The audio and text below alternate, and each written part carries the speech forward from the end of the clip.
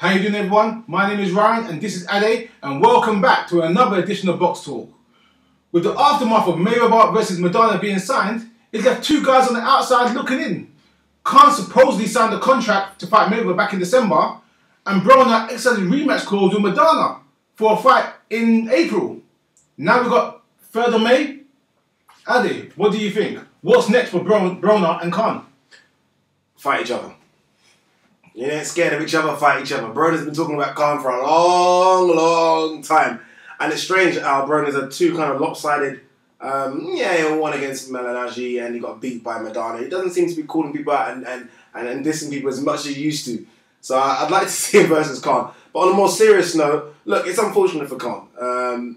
He was put in a position where Mayweather, the fight seemed all but to be going ahead for the 3rd or the 5th of May. He didn't deserve it, and I think that's what was trending over Twitter. It was trending over everything, YouTube, Facebook. Why is Khan getting this fight? He didn't look great in his last 2 fights. He's never fought at 147. How can you get the pound for pound king at 147 when you've never even had a fight there? You haven't deserved it. So, although I feel sorry for Khan for not getting the fight, I don't think he deserved it in the first place. So I'm not that upset. I agree with you 100%, but I also want to spin it in a different direction a little bit. Whereas, if you're Amir Khan and you've been told remember Amir Khan last fought back in April last year, you've been told by Golden Boy insiders that in May, June, July, that you're going to get the Mayweather fight in May. Yeah. Would you risk knowing the problems you've had in your past 2-3 fights? Yeah. He lost to Peterson. Yeah. He got knocked out by Garcia. Yeah. Then he beat Molina. Then got dropped by. Did he get dropped by in his last fight? Diaz. So you already know you're not in a very good situation. Now fighting someone who at the time, Adrien Alexander, who was a world titleist but a slick operator, his advice must have told him, stay out of it and just wait for your payday. And let's be honest, fighting Alexander for a world title might net him £1 million. Fighting Mayweather nets him at least 5 times that amount. So as much as I think Khan did make bad decisions and it was a wrong move, you got to understand from a business point of view, he might have tried to do the right thing. Yeah, you know, you're right. He probably did try to do the right thing. But for Khan, you've got to look at it. Okay, so he last fought in April against Diaz. His fight with May would have been in May. So he'd been out of the ring for 13 months.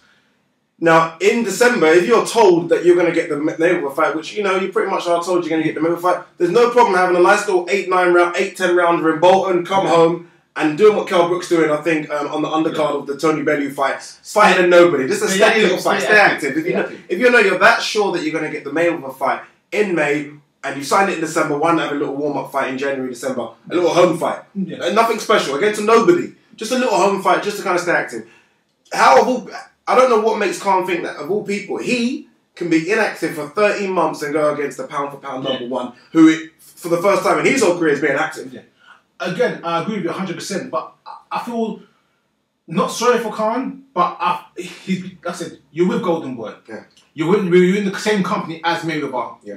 No matter how you cut it, Mayweather's a Golden Boy fighter. Yeah, all the fights promoted by Golden Boy, all in-house productions, all Golden Boy fighters. Yes. So he's been told by Schaefer or Oscar, here's the deal. So even though it is wrong, he didn't deserve it, and he should have been active. And like with any sport or anything in life, things change. Yeah. Things happen. There was a load of other fights that could have happened that could have made Khan get pushed away, but obviously Maidana done it. But the point I'm making is that you got to look at it as well. Like I said, boxing is not just a physical sport; it's a business. It's about making money, hitting pay-per-view numbers, and putting yourself in the best financial position for yourself. So as much as I agree, Khan made huge mistakes. He didn't deserve the fight. He shouldn't have had the fight. You've got to look at it from 2 sides of the coin. You know what it is, I think you've got to look at it like that. But one thing you've also got to look at is Mayweather's the boss here.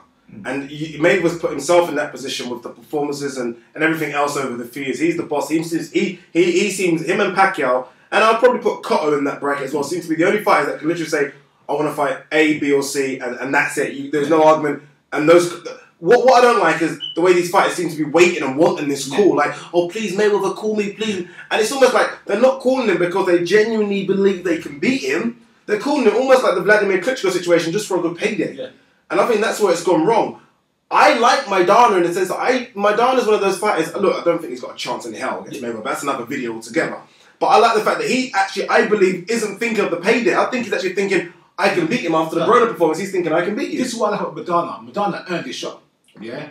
Besides beating Broner, he beat the man. Yeah, didn't he beat Lopez before that? Who did he beat before that? I mean, he's been pushing guys around for a while. His last fight he lost to was Alexander. Remember, he's the reason Victor Ortiz is supposedly quitting now. Yeah, exactly. He sorted this quitter.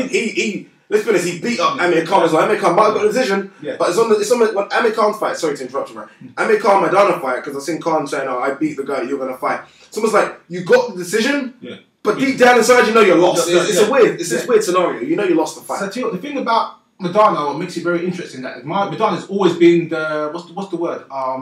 The party spoiler. You don't want Maidana, yeah. He's the party spoiler. So no matter how he might, even though I think he's gonna get his ass handed by Mayweather. Yeah. But he's always been a party spoiler, which means he's got that power, he's got that skull, he's got that ruggedness, he's got that toughness. So yes, Mayweather's gonna beat him, but he's always got the opportunity to spoil the party and ruin everyone's happy day. Yeah, and to me, he's deserving of it. Yeah. I mean, he's not been knocked out like Khan got knocked out against Garcia. He's not been stopped like that. You know what I mean? He's had a few decision losses, which we accept, but he's not been KO'd like that. He got from a great body shot against Khan. It shows that he's willing to go to the world. And like Ryan said, he beat Broner. Yeah. Now, as much as people might say, yeah, Broner might not be as good, at the time of Broner fighting Maidana, everyone's thinking Broner could be the next person to fight Mayweather. He beat that person. Again, I don't doing pound for pound is too much, but again, Broner was on everyone's pound for pound is in at least number 6 or 7 position.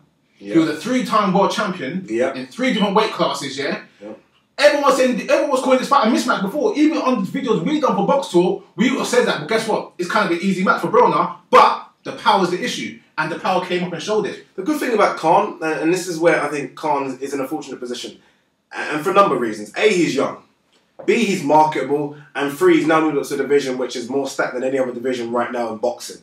He's in the 147 division now. And that 147 division right now is super hot. And you've got veterans in terms of Zabjuda Mananaji. You've got young kids coming up in terms of Porter and Kell Brook. And you've got the mainstays like Pacquiao's around, Timothy Bradley's around, regardless of camps. There's at least 12 fights. Garcia's going to come up and wait again, so that rematch could be there. So you shouldn't be too upset.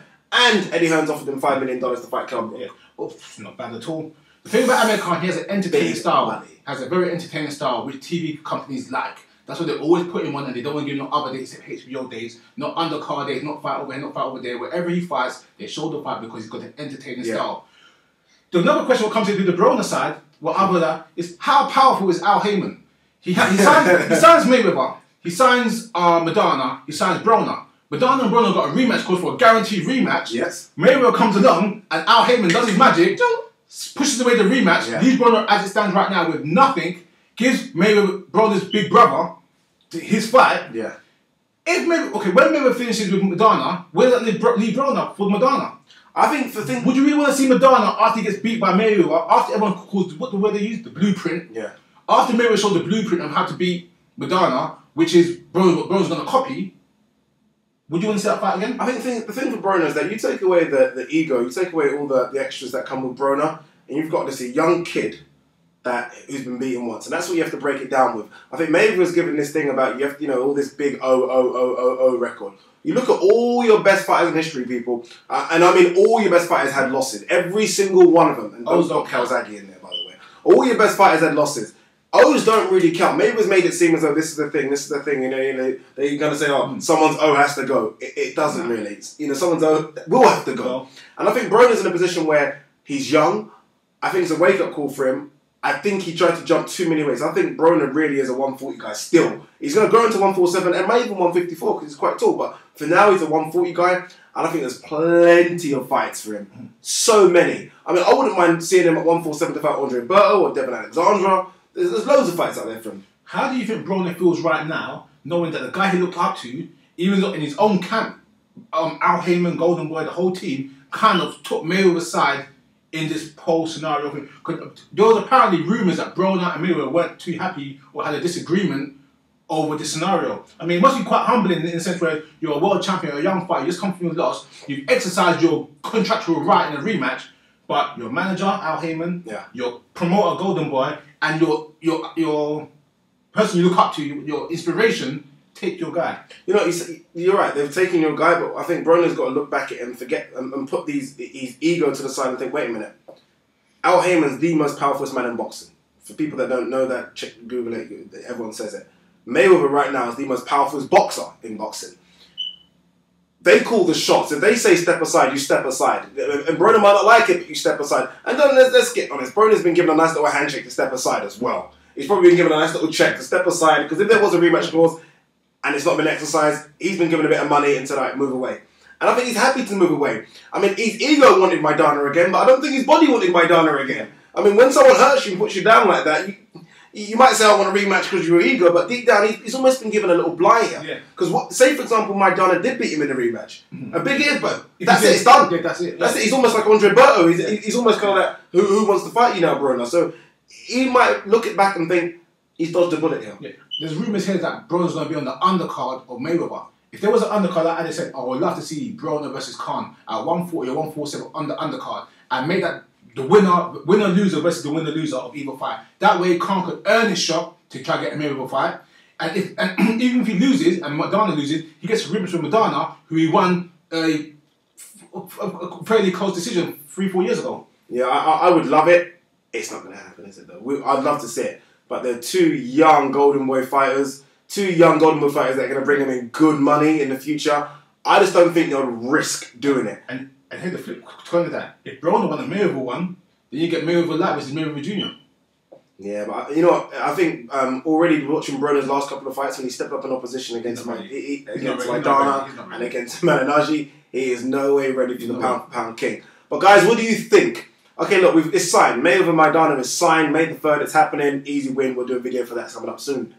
Where do Broner and Khan go from here? Khan's got so many options. He's 147, he's young, he's marketable, he's big over here in the UK, he's big in America. So he's got options. I think the main problem is Broner. Where does Broner go from here? Does he go down to 140? Can he make 135 again? I don't know. He looks quite big. He walks around quite big. I mean, could he fight the winner of Burns Crawford at 135? Who knows? I mean, there's a lot to answer for Broner. But Broner clearly is not a 147 guy. That's definitely a fact. Yet. Yeah. Clearly not yet. But guys, what do you think? Leave your comments below. Who does Broner fight next? Broner, as Ryan said, Broner is going to be in the undercard of Mayweather. He said he wants to be in the undercard of Mayweather. It makes it a big... He needs to be in the undercard of Mayweather, because right now Mayweather Maidana doesn't sell pay-per-view buys without Broner on the undercard, I don't believe. But who does Broner fight in the undercard? Leave your comments below. Email us at BoxTalk@hotmail.co.uk. And guys, thanks for tuning in for another edition of Box Talk.